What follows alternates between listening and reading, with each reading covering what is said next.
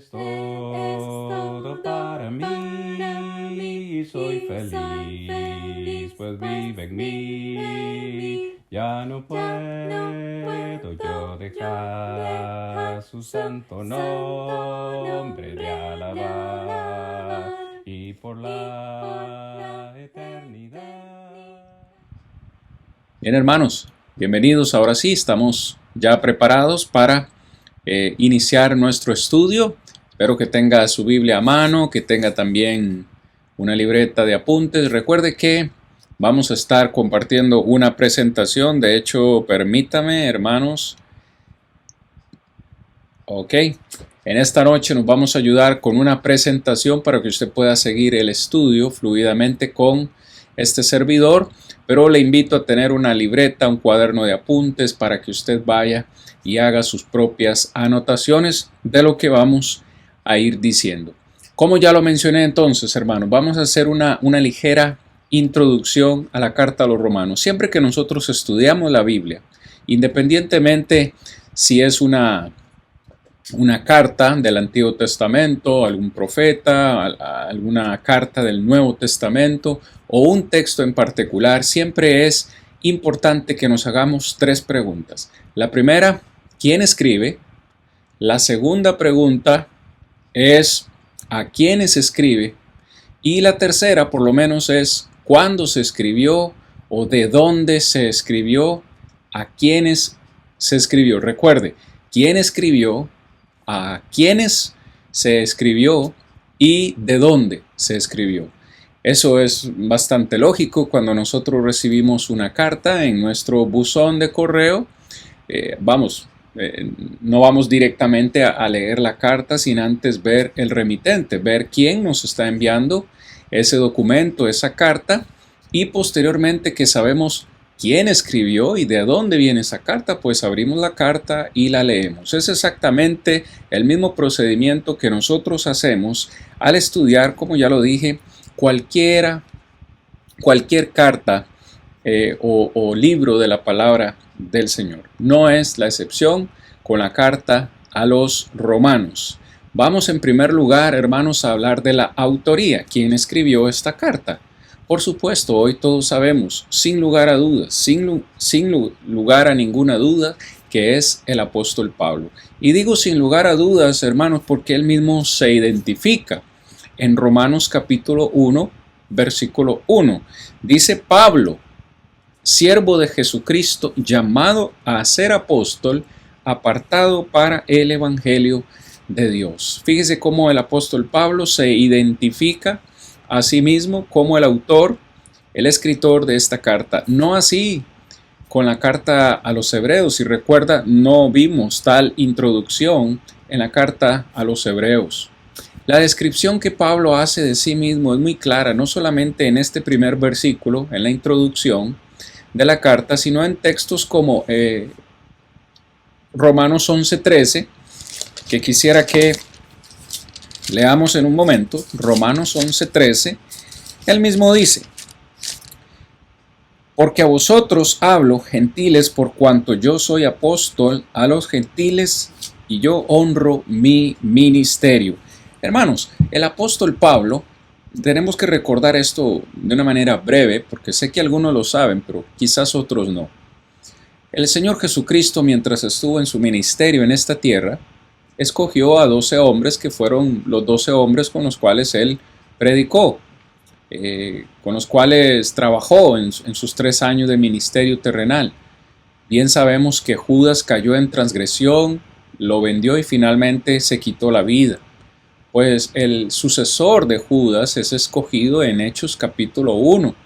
Usted puede ir al texto y darse cuenta cómo los 11 apóstoles restantes escogen el sucesor de Judas, y ese viene a ser Matías. Pero luego encontramos tiempo después del establecimiento de la iglesia, en Hechos 2, específicamente por ahí de Hechos capítulo 6, 7, 8, comienza a haber una gran persecución contra la iglesia y el gran líder o uno de los grandes líderes de esa persecución fue Saulo de Tarso.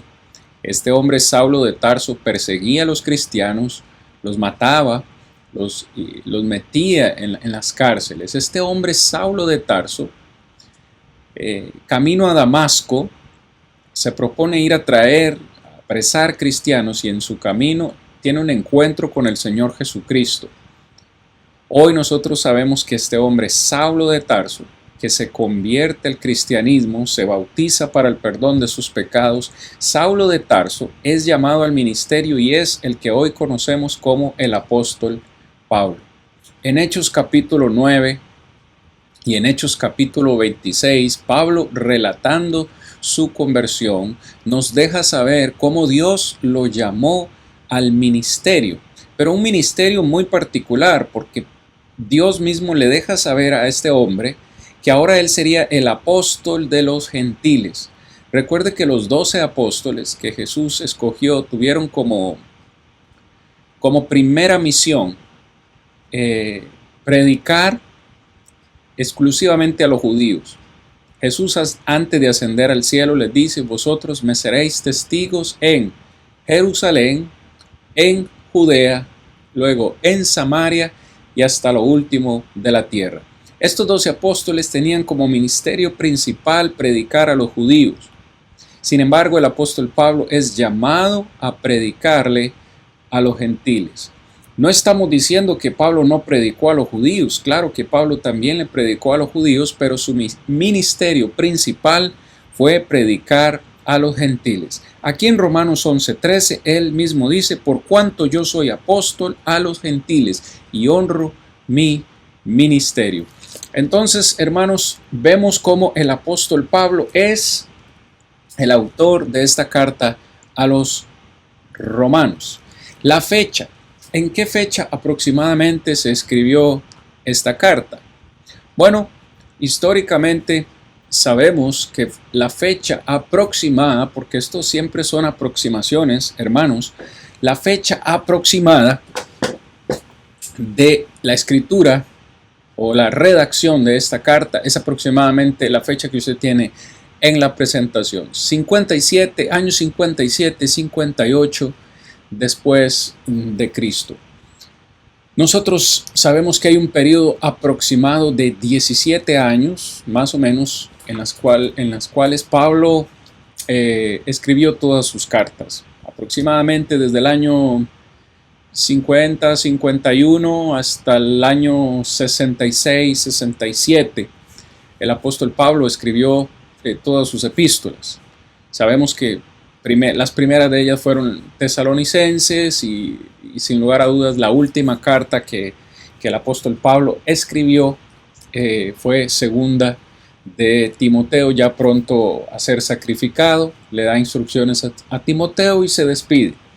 Entonces, la fecha aproximada de esta carta a los romanos es aproximadamente 57-58. Una clave, hermanos, para nosotros establecer esta fecha es la colecta que se hizo para los santos pobres en Jerusalén. Si usted puede leer conmigo, hermano, vamos a leer este texto en Romanos capítulo 15, versículos 25 al 28. Fíjese lo que el apóstol Pablo le dice a estos hermanos en Roma. En el capítulo 15, verso 25 al 28. Dice: mas ahora voy a Jerusalén para ministrar a los santos, porque Macedonia y Acaya tuvieron a bien hacer una ofrenda para los pobres que hay entre los santos que están en Jerusalén. Pues les pareció bueno y son deudores a ellos, porque si los gentiles han sido hechos participantes de sus bienes espirituales, deben también, dice Pablo, ellos ministrarles en las cosas materiales. Así que, cuando haya concluido esto y les haya entregado este fruto, pasaré entre vosotros rumbo a España. Por cuestiones de tiempo no vamos a poder ir ahí, pero sé que muchos de nosotros hemos escuchado 1 Corintios 16, 1 al 3 y 2 Corintios 8 y 9, donde Pablo exhorta a los hermanos en Corinto a que cada primer día de la semana ellos pongan aparte algo según Dios los haya prosperado, una ofrenda, una colecta especial que se estaba recaudando entre las iglesias porque los hermanos que estaban en Jerusalén estaban pasando una gran prueba, una gran pobreza, una gran aflicción. Incluso en 2 Corintios, Pablo exalta la gran actitud de muchos hermanos que aún en extrema pobreza decidieron participar de ese ministerio. ¿Cuál es el punto? ¿Cuál es el punto de lo que estamos diciendo? Que cuando se escribió Romanos, esta tarea, esta colecta, había sido ya completada. Se había finalmente llevado a los hermanos de Jerusalén. Y eso sucedió aproximadamente entonces en este rango de tiempos. Es importante recordar, hermanos, como lo vamos a ver en un momento, que esto sucedió en el tercer viaje misionero del apóstol Pablo. Cuando nosotros estudiamos de Pablo, cuando nosotros estudiamos de su obra, de sus misiones, una y otra vez vamos a tener que ir al libro de los Hechos, donde se relata la historia, el crecimiento de la iglesia. Y es aquí donde nos vamos a preguntar a dónde se escribió, de dónde escribió Pablo la carta a los romanos. Muchos de nosotros sabemos que algunas cartas Pablo las escribió estando preso en Roma. Sin embargo, la carta a los romanos sabemos, una vez más por algunos datos que tenemos en el libro de los Hechos, sabemos que el lugar de escritura fue la ciudad o la región de Corinto. ¿Por qué sabemos esto? Fíjense, hermanos, una vez más, el apóstol Pablo realizó por lo menos 3 viajes misioneros en su ministerio. ¿Okay? El primero de ellos y el segundo, el apóstol Pablo sale de Antioquía, donde se les llamó cristianos por primera vez a los discípulos. Esa fue su centro de operaciones, la iglesia de Antioquía. Sale en su primer viaje misionero, establece una serie de iglesias, regresa a Antioquía, desde ahí se propone realizar su segundo viaje misionero. En este segundo viaje misionero, Pablo establece la iglesia de Corinto, y estoy citando Hechos capítulo 18. En el tercer viaje misionero que nosotros vemos, Pablo llega por segunda vez a la ciudad o a la región de Corinto. Eso lo encontramos en Hechos 20, versículo 3. La primera vez que Pablo estuvo en Corinto, que de hecho estableció la iglesia ahí, en Corinto, Pablo permaneció 1 año y medio en esa región, enseñando a los hermanos. Corinto era una ciudad muy importante, es una región costera, es un puerto, y en ese tiempo era un punto importante donde pasaban, ¿no? O transitaban muchas personas, es una zona comercial. De hecho, Corinto era una región complicada. ¿Por qué digo todo esto, hermano? Bueno, Pablo le dedicó tiempo a la región de Corinto. En su tercer viaje misionero pasa a visitarlos a ellos, y se nos dice en Hechos 23 que aproximadamente estuvo 3 meses con ellos.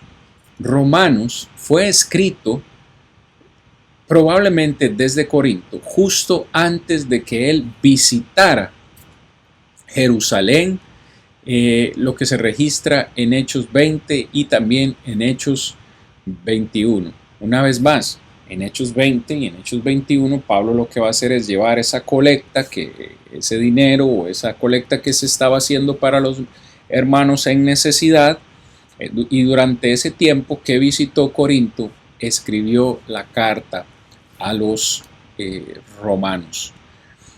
Dato interesante para nosotros es que Gallo y Erasto eran de Corinto. Fíjese lo que Pablo nos dice en Romanos 16, 23. Romanos 16, 23. Pablo dice: os saluda. Fíjese, Cuando él está escribiendo la carta, de hecho en el capítulo 16, él hace una lista variada de hermanos y hermanas que saludan a los hermanos en romano. Dentro de esa lista de hermanos que saludan se encuentra Gayo. Dice, verso 23, os saluda Gayo, hospedador mío y de toda la iglesia. Dice, Gayo había hospedado a Pablo. ¿A dónde lo hospedó? Pues en Corinto, en estos 3 meses que él está ahí. Y desde ahí está escribiendo la carta y dice, os saluda Gayo, hospedador mío y de toda la iglesia. Os saluda Erasto, que es tesorero de la ciudad, y el hermano Cuarto. Erasto era el tesorero de la ciudad. ¿Cuál ciudad? Pues Corinto. Entonces, estos pequeños datos, incluso si vamos una página adelante, en Primera de Corintios 1, verso 14, el mismo Pablo dice, doy gracias a Dios de que a ninguno de vosotros he bautizado, sino a Crispo y a Gayo. Lo mismo en 2 de Timoteo capítulo 4, versículo 20. Otra razón que tenemos para asegurar que esta carta se escribe desde Corinto es la hermana Febe. En el capítulo 16, una vez más, versículos 1 y 2, Pablo dice, os recomiendo, además, nuestra hermana Febe, la cual es diaconisa de la iglesia en Cencrea, que la recibáis, preste atención al verso 2, que la recibáis en el Señor como es digno de los santos, y que la ayudéis en cualquier cosa que necesite de vosotros, porque ella ha ayudado a muchos y a mí mismo. Por alguna razón, Febe, que es de Corinto, iba a ir a Roma, iba a ir a visitar a la iglesia en Roma. Y Pablo le dice a los hermanos de Roma, por favor reciban a Febe como es digno de los santos y que la ayuden. Es muy probable, no tenemos quizás evidencia más que estos 2 versículos para decirlo, pero es muy probable que la misma Febe, esta hermana de Corinto, haya sido la que llevó la carta a los hermanos en Roma, esta carta que Pablo les está escribiendo. Entonces, hermanos, vamos reuniendo ya las piezas prácticamente del rompecabezas. ¿Quién es el que escribe? El apóstol Pablo. La fecha de escritura, aproximadamente año 57, 58 después de Cristo, y está escribiendo desde Corinto.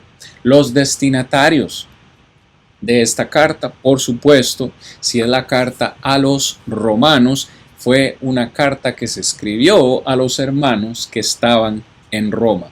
En Romanos capítulo 1, versículo 7 dice, a todos los que estáis en Roma, amados de Dios, ojo, llamados a ser santos, gracia y paz a vosotros de nuestro o de Dios nuestro Padre y del Señor Jesucristo. ¿A quién les escribe?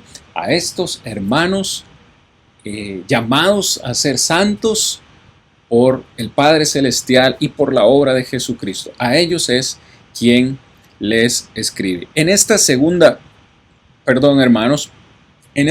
diapositiva trato de presentarles, no sé si va a ser capaz de que alguno de ustedes lo vean, lo vamos a dejar acá por un momento, pero ustedes pueden ver en color rojo, las flechas que están en color rojo, podemos ver el tercer viaje misionero de Pablo, el que les estaba explicando hace un momento, cómo Pablo hace su salida una vez más desde Antioquía y se dispone a hacer su viaje por mandato del Señor y pasa por las regiones incluso de Éfeso, Troas, vamos a ver Tesalónica, toda la región de Asia, de Macedonia, pasa por Berea para finalmente llegar a Corinto. Cuando está en Corinto es donde escribe la carta a los romanos, y de Corinto lo que hace él es devolverse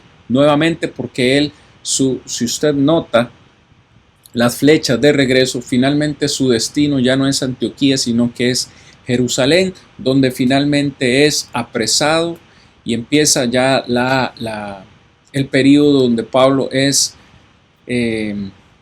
se le requiere para que presente defensa delante de reyes, delante de Agripa, delante de Festo, delante de Félix. Entonces ahí ustedes pueden ver, hermanos, en esas flechas, hermanos, de regreso, como su destino final es Jerusalén. Las líneas que están en azul representan lo que algunos llaman el cuarto viaje misionero de Pablo, pero espero que ustedes lo puedan identificar allí en la presentación. Por supuesto está en inglés, me disculpo, hermanos, el mapa está en inglés, pero es bastante entendible. Y fíjese que Febe era de Cencrea. No sé si se puede ver ahí, donde usted lo tiene al frente, en el puro centro, donde dice Corintio, casi al este está Cencrea. Es decir, que Febe vivía muy cerca de Corinto, y una vez más fue quizás ella la que llevó esta carta a los hermanos de Roma. Fíjese cómo en la parte superior izquierda, arriba, encontramos la palabra grande donde dice Italia, ¿no? Y allá arriba encontramos la palabrita Roma. No está muy cerca de Corinto, era un viaje bastante largo, incluso para ese periodo donde no tenían formas rápidas de navegar, etc. Muy bien, creo que me he estado extendiendo un poco en esta parte, realmente me apasiona, hermanos, pero necesitamos continuar. Hablando acerca de la introducción, hablemos un poco de la iglesia en Roma, su origen y su composición. Nosotros estamos estableciendo aquí una verdad, y la verdad es que Pablo fue el que escribió, vimos la fecha de cuando escribió, de dónde escribió, pero no hemos establecido algo importante. ¿Quién estableció la iglesia en Roma? Porque déjeme decirle una cosa, el apóstol Pablo no fue. No hay registro ni bíblico ni histórico que Pablo haya estado en Roma, ni mucho menos que haya sido él el que estableció la iglesia en Roma. Pablo les dijo a ellos en varias ocasiones que él se había dispuesto a ir a Roma, pero no hay evidencia de que esto haya sido una realidad. Si usted mira el capítulo 1, Romanos capítulo 1, versículo 11, Pablo les dice, porque deseo veros, para comunicaros, hermanos, algún don espiritual a fin de que seáis confirmados. Este texto es muy importante, muy importante. Antes de explicarlo, quiero leer el capítulo 15, verso 20 también. Capítulo 15, verso 20, porque dice Pablo, de esta manera me esforcé a predicar el Evangelio, no donde Cristo ya hubiese sido nombrado, para no edificar, dice, sobre fundamento ajeno. Estos dos textos que acabo de leer son muy importantes. Número uno, no hay evidencia de que Pablo haya establecido la iglesia en Roma. No hay evidencia tampoco de que Pedro haya estado en Roma. Sé que nuestros amigos católicos aseguran que Pedro fue el primer papa y que Pedro fue el que estableció la iglesia en Roma. Eso se cree hasta el día de hoy dentro de nuestros amigos católicos, pero esto no es así. No hay evidencia bíblica ni histórica de que estos dos apóstoles ni que ningún otro haya estado en Roma. La pregunta entonces es, ¿quién estableció la iglesia en Roma. Cuando nosotros leemos el versículo 11, Pablo le dice a ellos, yo deseo ir y quiero ir a verlos. Y quiero ir a verlos con un propósito especial. Dice, comunicarles algún don espiritual, a fin de que ustedes sean confirmados. Esta palabra comunicar lleva la idea de transmitir.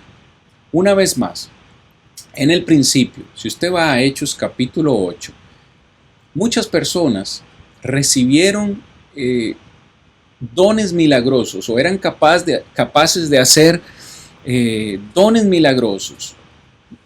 Pero cuando usted va a Hechos 8, se da cuenta que los únicos que podían transmitir ese poder a otros eran los apóstoles. Solo los apóstoles podían imponer las manos sobre otras personas y darles el poder del Espíritu Santo. Pero esas personas no podían transmitir esos dones espirituales a otros. Solamente los apóstoles. En Hechos capítulo 8 usted ve eso. Como solamente los apóstoles. Ahora, Pablo le dice a ellos, yo quiero ir y visitarles para ver si puedo transmitirles, comunicarles algún don espiritual. Dice, para que finalmente ustedes sean confirmados.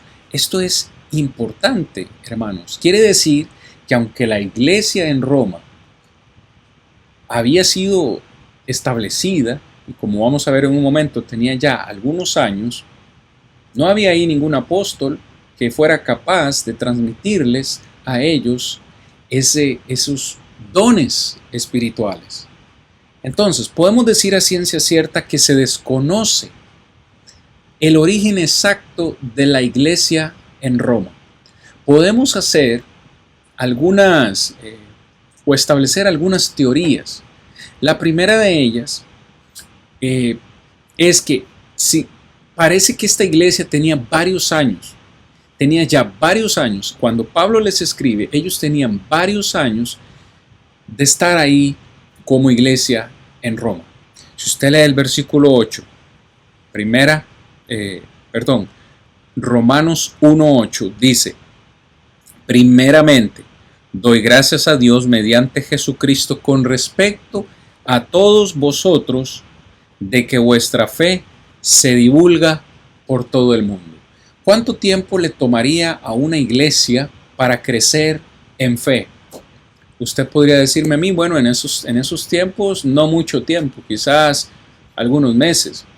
Yo me atrevo a decir que incluso podría tomar algunos años, pero sea meses o sea años, lo cierto es que la fe de los romanos, dice, se había divulgado por todo el mundo. Todo el mundo conocía de la iglesia de Roma y todo el mundo conocía la clase de fe que la iglesia de Roma tenía. En el versículo 13 dice, pero no quiero, hermanos, que ignoréis que muchas veces me he propuesto ir a vosotros, pero hasta ahora he sido estorbado para tener también entre vosotros algún fruto como entre los demás gentiles. Durante mucho tiempo ya Pablo sabía de la existencia de esta iglesia y de hecho se había propuesto ir a visitarlos para transmitirle algún don espiritual, para confirmarlos, dice, pero él mismo dice que había sido estorbado. No hay evidencia de que realmente él algún día pudo llegar a visitarles. En el capítulo 15, versículo 23, una vez más, leemos estos textos que son importantes. Vea lo que dice Pablo. Pero ahora, no teniendo más campo en estas regiones y deseando desde hace muchos años ir a vosotros. Pablo una vez más dice, desde hace muchos años yo deseo irlos a visitar. La iglesia en Roma no era una iglesia nueva, no era una iglesia de meses, era una iglesia de años. Pablo se había propuesto ir a visitarlo durante muchos años, pero nunca le fue posible. Entonces, primera verdad que estamos estableciendo, esta iglesia no era nueva, tenía muchos años. Puede ser, vamos a decir, los primeros convertidos, los primeros hermanos en Roma. Vamos a tratar de analizar, hermano, cómo nació esta iglesia. Si Pablo ni ningún otro apóstol estuvo ahí, ¿cómo llegó la iglesia a estar en Roma? Primera teoría. Puede ser que el día de Pentecostés, en Hechos capítulo 2, algunos hombres y mujeres de Roma estuvieron ahí presentes. Si usted lee conmigo Hechos 2:10, en Hechos capítulo 2 hay por lo menos personas de 16 naciones de todo el mundo. Y en el versículo 10 dice: en Frigia y Panfilia, en Egipto y en las regiones de África, más allá de Cirene, y romanos aquí residentes, tanto judíos como prosélitos.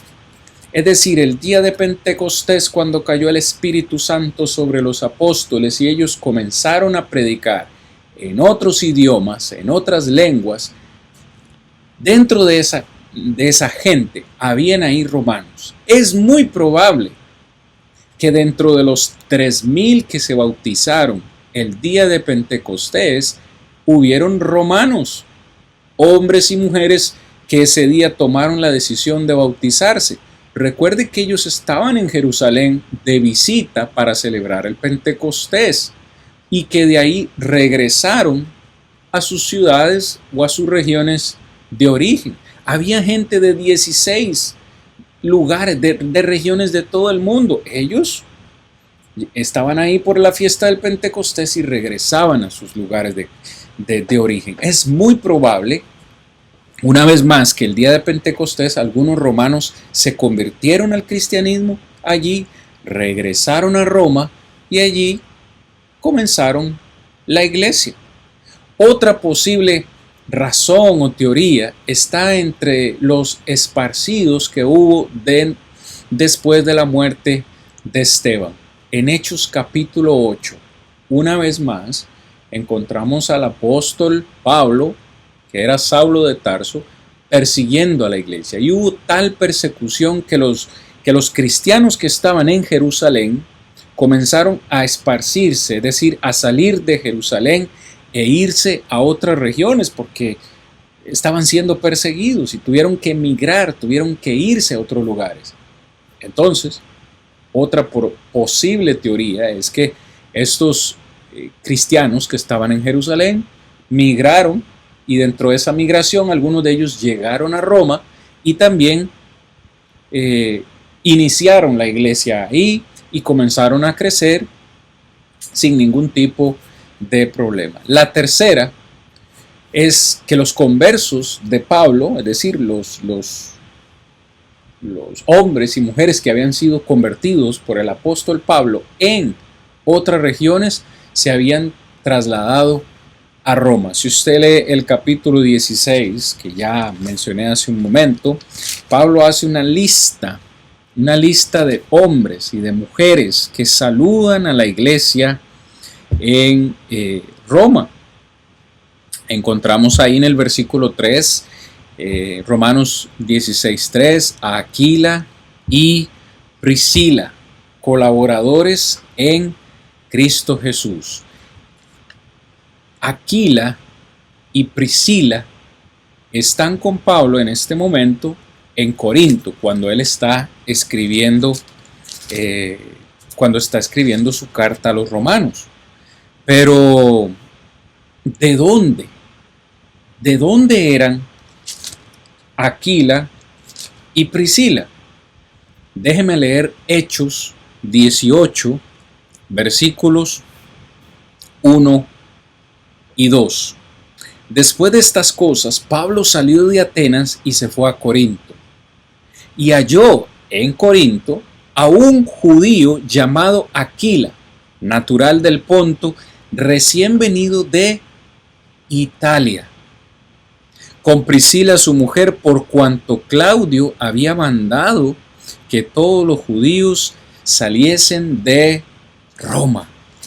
Es decir, Aquila y Priscila vivían en Roma. Ellos ya eran creyentes cuando salieron de Roma, porque la orden de Claudio fue expulsarlos. Entonces, vemos que estos conversos de Pablo, que habían sido convertidos en otras regiones, habían migrado y se habían trasladado a Roma. Una vez más, hermanos, estos son tan solamente teorías. No sabemos cómo exactamente la iglesia de Roma fue establecida, quién la inició o cuándo inició. Sabemos que tenía ya muchos años, sabemos que tenían una fe grandísima y que se había esparcido su fe por todo el mundo conocía su fe. Esas son las cosas buenas que nosotros necesitamos exaltar de la iglesia en Roma. Esto que estamos haciendo son puramente aseveraciones, teorías, pero algunos conversos habían estado en presencia de un apóstol. Fíjese lo que el capítulo 12, versículos 3 al 8, que no lo vamos a leer por cuestiones de tiempo, hermano, pero usted puede ir y ver cómo Pablo les dice que como un cuerpo tiene muchos miembros, pero no todos los miembros tienen la misma función, así nosotros también, siendo muchos, somos un cuerpo en Cristo y todos los miembros los unos de los otros. Entonces dice, de manera que teniendo diferentes dones según la gracia que nos es dada, que cada uno ministre a los dones que ha recibido. Es decir, aunque ningún apóstol, permítame explicarle otra vez esto para no crear confusión, aunque ningún apóstol estuvo en Roma para transmitirle a ellos dones espirituales, habían hermanos en Roma que ya tenían algunos dones espirituales y necesitaban ministrarlos. La pregunta es, ¿cómo recibieron entonces esos dones? La única respuesta lógica y posible es que algunos de esos hermanos tuvieron contacto o estuvieron en presencia de algún apóstol en algún otro lugar. Una vez más, una de las conclusiones lógicas es que algunos de estos cristianos de Roma habían estado en Jerusalén el día de Pentecostés, habían tenido algún tipo de contacto con otros apóstoles en la región de Jerusalén. El mismo Pablo se pudo haber topado con ellos en algún lugar y ellos habían ido a Roma a establecer la iglesia y tenían esos dones espirituales. Pero la iglesia de Roma, debemos decirlo así, estaba compuesta de judíos y de gentiles. Mayormente de gentiles. Es por eso que en el capítulo, hermanos, en el capítulo 1, versículo 16-17, Pablo les va a decir enfáticamente, no me avergüenzo del evangelio, porque es poder de Dios para salvación a todo aquel que cree. Dice, al judío primeramente y también al griego, es decir, al gentil. Pablo les va a anunciar cómo su mensaje, como el evangelio es tanto para judíos como para gentiles. Muy bien, hermanos. Rápidamente que se nos empieza ya a agotar el tiempo. Algunas características que hacen esta carta muy, muy especial. Es una carta muy didáctica. Una vez más, con un contenido, con un tratado sumamente teológico. Pablo habla de conceptos muy teológicos y habla como a quienes conocían la ley de Moisés. Lo vamos a ver un poquitito más adelante, pero esta carta tiene una introducción muy extensa, específicamente 17 versículos son solamente introducción, un saludo. Es muy entendible esto para un apóstol que nunca había estado allí presente, tiene una introducción muy extensa. La carta a los romanos, hermanos, tiene una conclusión tremendamente personal. Fíjese, en el capítulo 16 de Romanos, por lo menos 26 personas son nombradas por su nombre. personas que saludan a los hermanos en Roma. Y después dice Pablo en Romanos 16:16, os saludan todas las iglesias de Cristo. Todas las iglesias que él había establecido en diferentes regiones enviaban saludos a los hermanos. Es decir, para resumir, porque la lista de personas hubiera podido continuar, es una carta muy personal. Es una carta que hace un uso intensivo del Antiguo Testamento. La carta a los romanos es como la carta de Gálatas. Tratan específicamente temas similares, como personas o cristianos que quieren volver a las prácticas de la antigua ley, del antiguo pacto. Y entonces hace una y otra vez mención a citas del Antiguo Testamento. La carta a los romanos es una carta que es rica en términos teológicos. Pablo habla mucho acerca del pecado, habla acerca de la ira, de la muerte, de la ley, la justicia, la justificación, términos muy teológicos, términos legales y que ellos necesitaban entender. En esta carta Pablo les hace saber una y otra vez sus intenciones de visitarlos y de luego visitar España, cosa que no tenemos evidencia de que haya sucedido. Es un libro, hermanos, que se puede dividir en dos, aunque no es completamente la mitad. Debemos decir que los primeros 11 capítulos de Romanos son doctrinales o teológicos. Habla Pablo acerca de cómo nosotros hemos llegado a ser justos, cómo hemos alcanzado la justicia. La segunda mitad de la carta nos habla acerca ya no de lo teórico, sino más bien de lo práctico. Y de lo práctico nos referimos acerca de cómo vivir por fe. El justo por la fe vivirá. ¿Qué significa eso para nosotros? ¿Qué significa que el justo, ahora que Dios nos ha justificado, debemos vivir por fe? Pero ¿qué significa eso? Pablo lo va a explicar a continuación, iniciando desde el capítulo 12. Un capítulo, por cierto, hermanos, muy emocionante. Tenemos un estudio preparado exclusivamente, 17 lecciones, solo del capítulo 12, que si en algún momento ustedes lo desean, también podemos platicar o estudiar del capítulo 12 en específico, en detalle.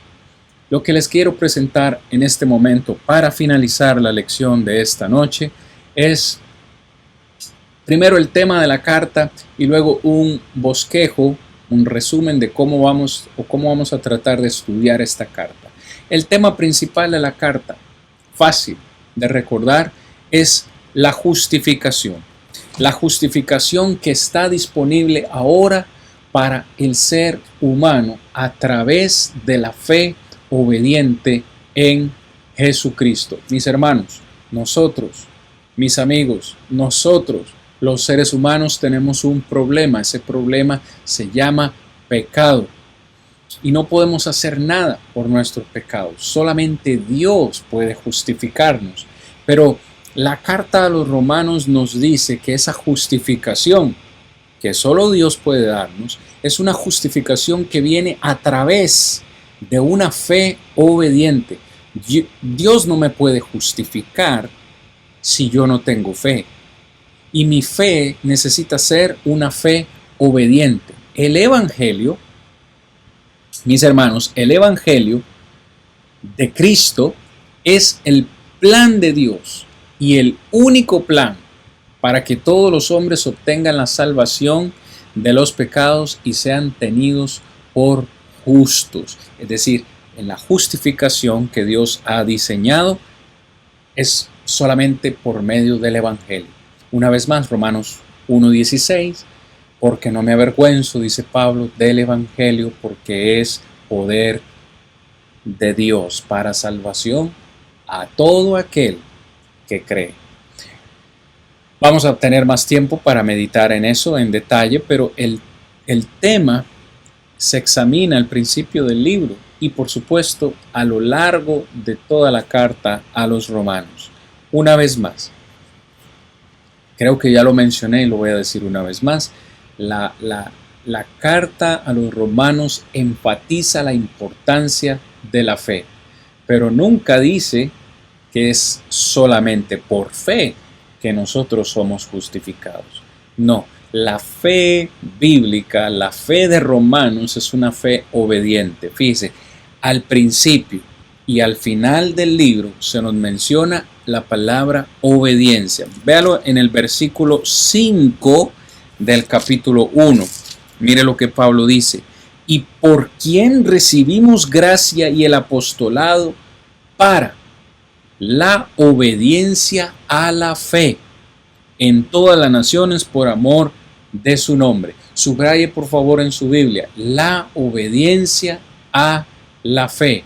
Eso es al principio del libro, pero ahora vea al final en el capítulo 16, verso 26. Pero que ha sido manifestado ahora y que por las escrituras de los profetas, según el mandamiento del Dios eterno, se ha dado a conocer a todas las gentes para que obedezcan a la fe. Subraye una vez más en su Biblia, por favor, para que obedezcan a la fe. La fe que Dios quiere necesita ser una fe obediente. Luego, no solo al principio y al final, sino que a través de todo el libro se habla acerca de la fe obediente. Solo quiero leer en el capítulo 6, verso 16. ¿No sabéis que si os sometéis a alguien como esclavos para obedecerle, sois esclavos de aquel a quien obedecéis, sea del pecado para muerte o de la obediencia para justicia? Para recibir la justicia de Dios necesitamos ser obedientes a la fe, es decir, a sus mandamientos. Romanos, hermanos, es un libro que enfatiza la fe. ¿Usted quiere estudiar un libro que habla de la fe? Romanos, pero la fe obediente, no una fe sola. Recuerde que la fe sin obras está o es muerta en sí misma. Santiago capítulo 2. Obediencia. También se nos pide la obediencia en Romanos, pero no una obediencia de memoria, sino una obediencia práctica, mis hermanos. Es la fe que obedece y enfatiza la obediencia a través de esa misma fe. Es decir, van de la mano, fe y obediencia. No puedo ser obediente sin fe, no puedo tener fe sin obediencia. Van de la mano. En estos 2 minutitos que me quedan, hermanos, les comparto así rápidamente el bosquejo que vamos a estar llevando en este estudio. Fíjese, vamos a ver una introducción en el primer punto. En el segundo punto vamos a hablar acerca del pecado. El problema que el hombre tiene se llama pecado. Y por ese pecado necesitamos la justicia de Dios. En el capítulo 1 veremos el pecado de los gentiles. En el capítulo 2 veremos el pecado de los judíos. En el capítulo 3 veremos el pecado universal, por cuanto todos pecaron, todos pecamos y estamos destituidos de la gloria de Dios. Por ese pecado, punto número 3, necesitamos justificación y solamente Dios puede proveer esa justificación a través de la cruz de Cristo. La justicia de Dios se defiende contra las críticas y la justicia de Dios fue revelada o ilustrada en la persona de Abraham. También hablaremos acerca de la importancia, hermanos, para nosotros de la santificación. Y la santificación es el efecto de la justicia de Dios. Ahora que somos libres de su ira, que somos libres de pecado, libres de la ley, tenemos por delante la santificación. También somos libres de la muerte en el capítulo 8, versículos 1 al 39. En cuarto punto veremos el alcance de la justicia de Dios, cómo Dios alcanza no solamente a los judíos, sino que alcanza también a los gentiles. Vamos a ver cómo Israel, su pueblo, rechazó esa justicia. Vamos a ver en el capítulo 9 hasta el capítulo 11 cada uno de esos rechazos de Israel a la justificación de Dios. Vamos a hablar acerca del servicio. Ahora que Dios me ha justificado, ¿qué me espera a mí? Debo darle un fruto de justicia, y ese fruto de justicia es el servicio. Veremos nuestra relación con Dios en el capítulo 12, nuestra relación con nosotros mismos, nuestra relación con los demás miembros de la iglesia, nuestra relación con los enemigos, nuestra relación con los gobernantes, con el Estado. En el capítulo 13, Pablo dice que debemos someternos a las autoridades, a las potestades superiores, porque han sido puestas por Dios. Veremos nuestra relación con la ley, igualmente en el capítulo 13, nuestra relación con el día, nuestra relación con los hermanos débiles. Finalmente, hermanos, veremos la conclusión donde vamos a encontrar la providencia de Dios en el ministerio de Pablo, y hablaremos acerca de estos puntos: el servicio apostólico, los planes que tenía Pablo de viaje, el elogio y los saludos, y finalmente las advertencias y mensajes para la despedida de Pablo. Como ustedes pueden ver, hermanos, nos espera un gran viaje, nos espera un viaje emocionante al estudiar la carta a los romanos. Hermanos, se nos acabó el tiempo en esta noche. Gloria a Dios que nos ha permitido estudiar su palabra, meditar en ella brevemente en esta oportunidad. Espero que con esta introducción, una vez más, usted ya se sienta emocionado, listo y preparado para hacer este viaje con este servidor al estudiar la carta a los romanos. Por favor, déjenme sus comentarios. Hágame saber si esta introducción ha sido emocionante para usted. Hágame saber sus preguntas, sus comentarios. Créame, nos apoyan demasiado con sus comentarios y nos animan a seguir adelante en este ministerio. Paz en Cristo, mis hermanos y amigos. Nos encontramos la próxima semana, Dios mediante, para entrar de lleno al estudio de Romanos capítulo 1, el pecado de los gentiles. Vamos, hermanos, a despedirnos, y que el Señor me los bendiga hoy y siempre. Hasta la próxima.